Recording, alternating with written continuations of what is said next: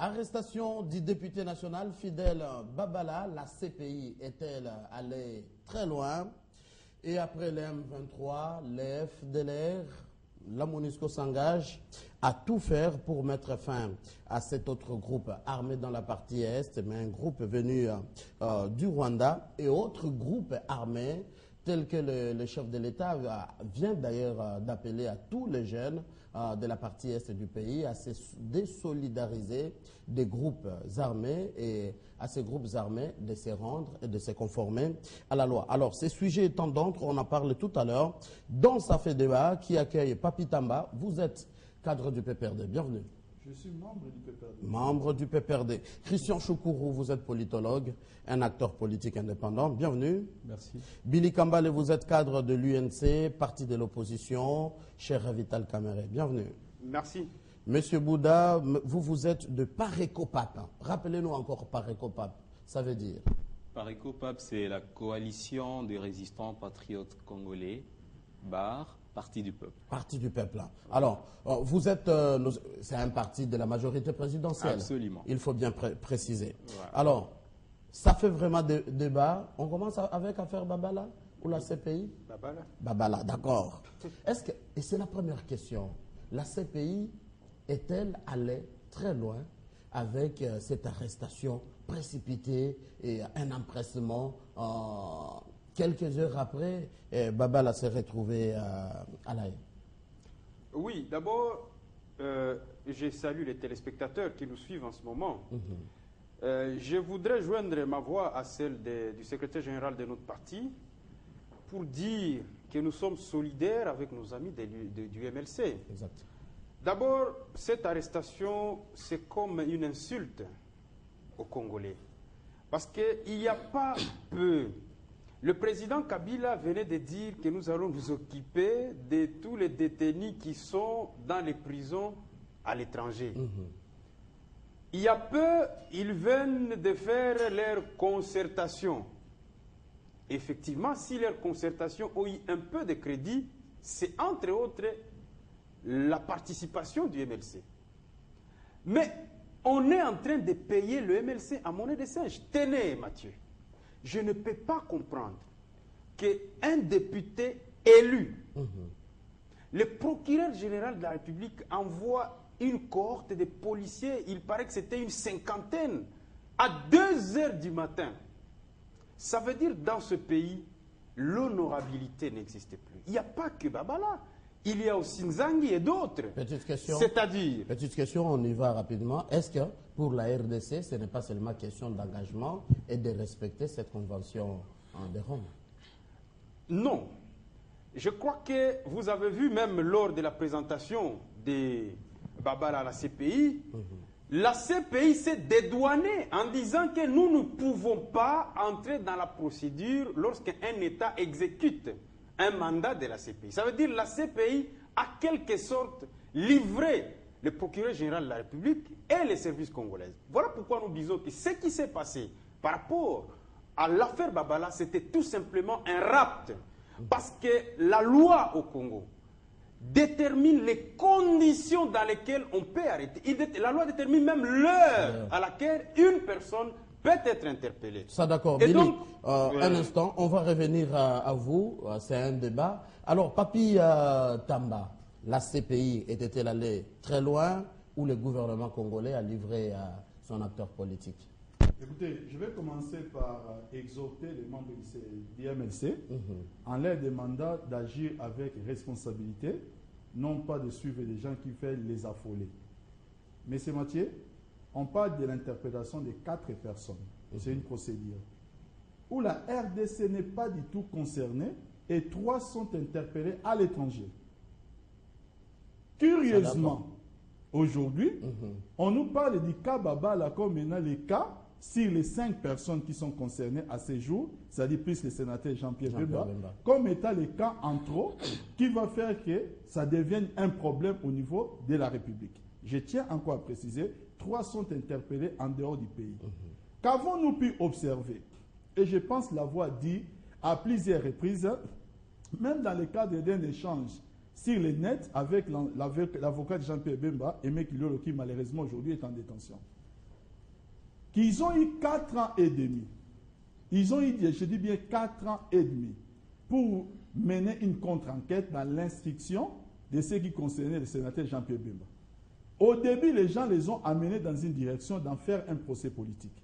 Pour maintenant chercher des poux dans la tête de Joseph Kabila. Je lui ai dit qu'aucune magie du monde ne peut altérer la seule vérité qui tient dans cette affaire, c'est que Jean-Pierre Bemba, à la tête d'une force rebelle à l'époque des faits, a envoyé ses troupes ou ses milices en République centrafricaine à la rescousse de Ange Félix Patassé et que ces miliciens sont accusés d'avoir commis des sévices sur la population civile. Ça, d'accord. Les faits sont d'abord cette vérité-là, on peut dire ce qu'on veut, ça ne changera pas. Malheureusement, au lieu de tirer les leçons, nous constatons qu'aujourd'hui, la défense de Fidel Babala reprend encore la même stratégie qui n'a pas payé. Aujourd'hui, on n'est pas magistrat au sein de la CPI par hasard. Les magistrats, pour être magistrat au sein de la CPI, il faut être magistrat de carrière et faire des preuves dans son pays. Et vous savez que ces gens-là tiennent beaucoup à leur indépendance. Sinon, la CPI n'allait pas entrer en bras de fer, où les procureurs aujourd'hui c'est une africaine, mais qui est en bras de fer avec l'Union africaine. Vous le dites savez. Que juste la RDC Je suis en train de dire ceci. Moi, au-delà de ça, je ne voudrais pas, comme nous l'avons pu le constater. Monsieur Mathieu, ce qui se passe est assez grave.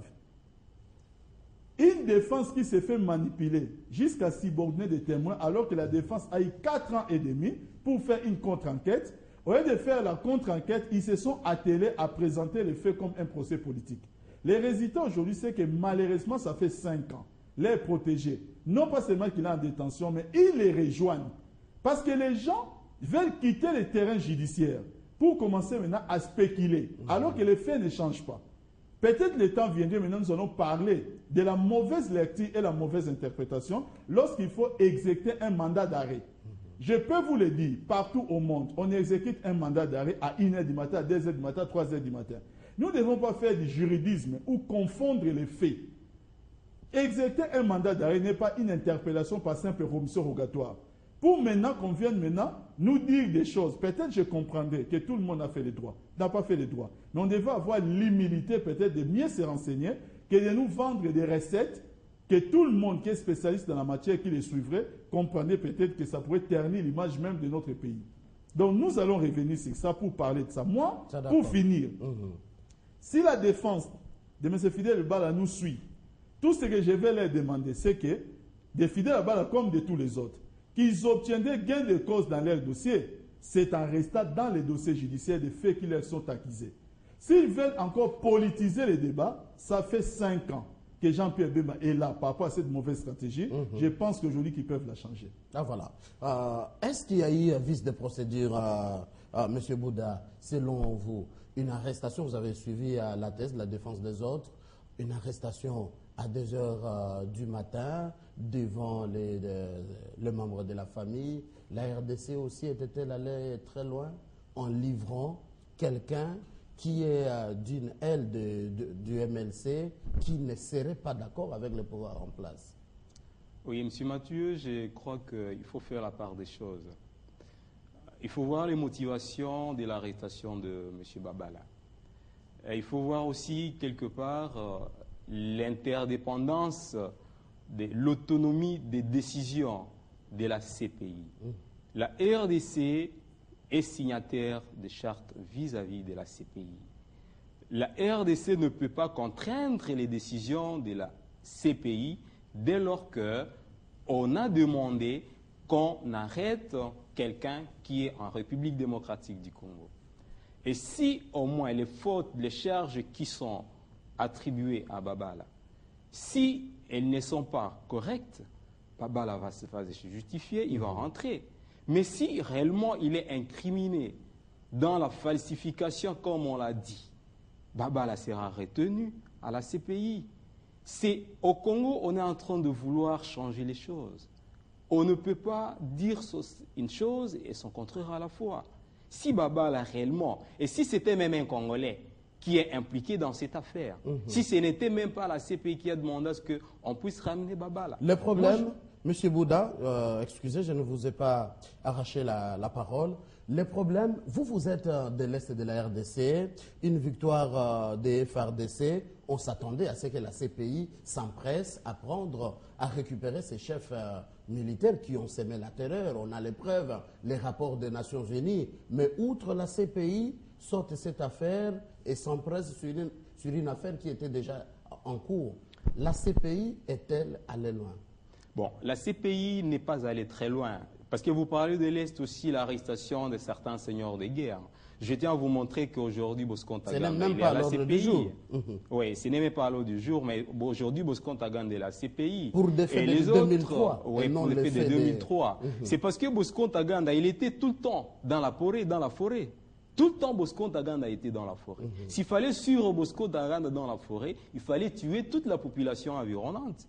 Mais Baba, là, il est ici et on devrait le trouver, c'est un citoyen congolais qui est ici au pays. S'il est imputé de quoi que ce soit, je ne vois pas pourquoi on doit en tenir compte. Okay, et ceux qui seront punis, ceux qui sont sur la liste de la CPI, du fait qu'ils ont commis des fautes graves, et ils seront toujours appréhendés. Si au moins ils ne fuient pas dans des pays qui protègent quand même le... Voilà. Ok. Christian Choukourou, est-ce que la RDC est-elle sortie de ces cadres du statut de Rome où vous vous dites c'est légal ou illégal, selon vous?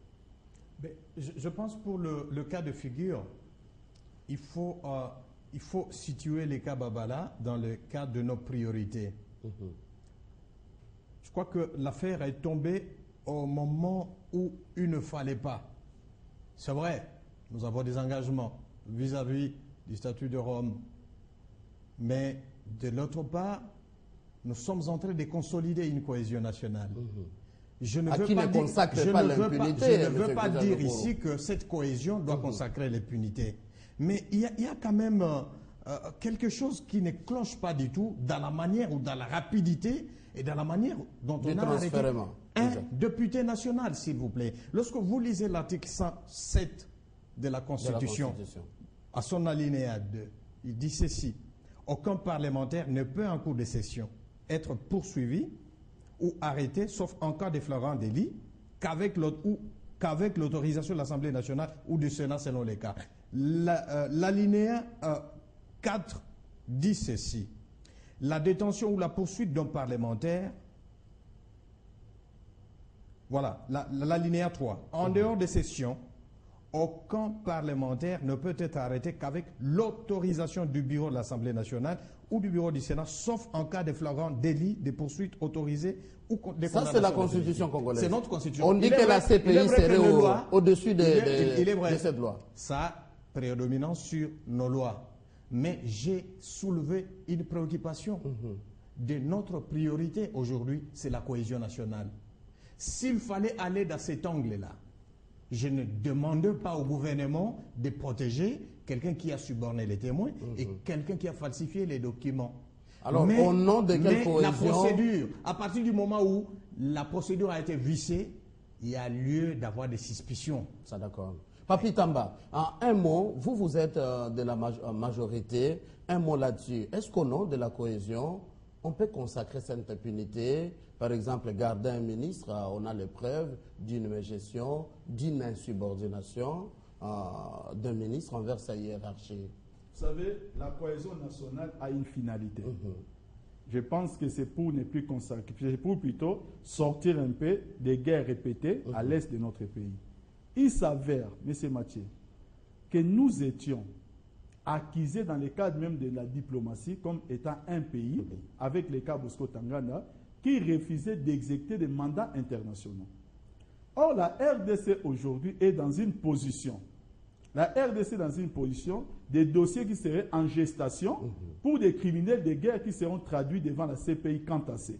Nous devons être un bon exemple. Mais deuxièmement, lorsque vous parlez des faits commis sur votre territoire, si vous pourrez mettre en avant l'aspect souveraineté, comme la Côte d'Ivoire l'a fait, personne ne peut être jugé deux fois pour les mêmes faits. Avec les cas Babo et les cas du jeune là qui était avec les cas Simone Babo et les cas du jeune, celui qui s'occupait de la jeunesse de Babo, j'ai oublié son nom, de l'Ivoirien. La Côte d'Ivoire a estimé ce sont des faits blé goudé commis sur leur territoire et qu'il y avait déjà une action publique. Donc il n'y avait plus matière à pouvoir